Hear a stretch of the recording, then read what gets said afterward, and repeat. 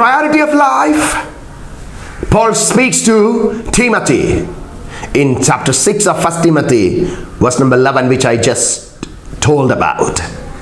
It says, but you, man of God, flee from all these, love of money and the things of the world. But there is something we need to pursue on. It's not you are leaving something and being idle.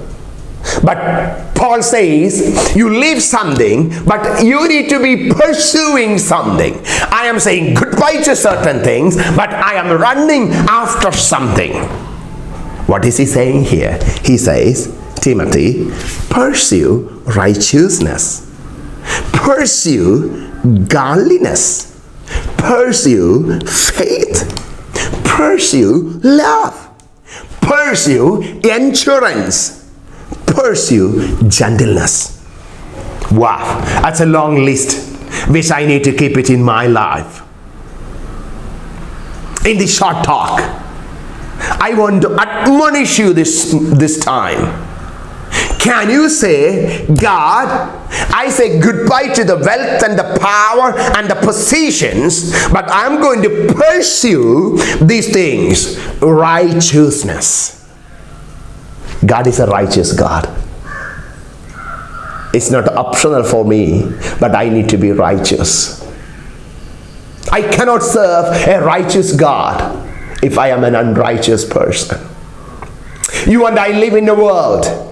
Even the leaders, people in position, people in the ministerial leadership above you, sometimes do the things against you.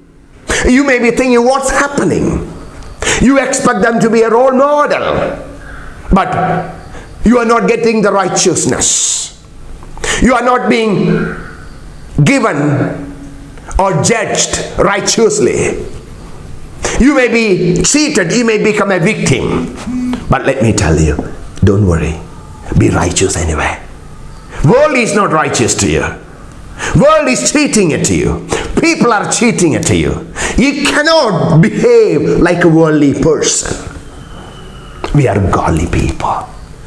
May we keep the priority, number one, as a righteous person. Number two, he says, godliness. Godliness. The godly character. I cannot do, I cannot think, I cannot behave the way the world is because I am accountable to God. Will you please take a moment and look into our lives and see, am I living a godly life or a worldly life? It's a choice I can make. I cannot blame God. I cannot blame anybody. I cannot blame my situation. When I do anything, I am responsible. I'm not doing the things because of the pressure of the situations. I keep it a priority. I want to keep godliness. Number three, he says faith. Faith is the key element in our Christian life. Those who come to God must believe God exists. And he is a faithful God who will reward those who faithfully seek him. This morning, I want to encourage you, my friend. Increase your faith. Walk in the journey of faith.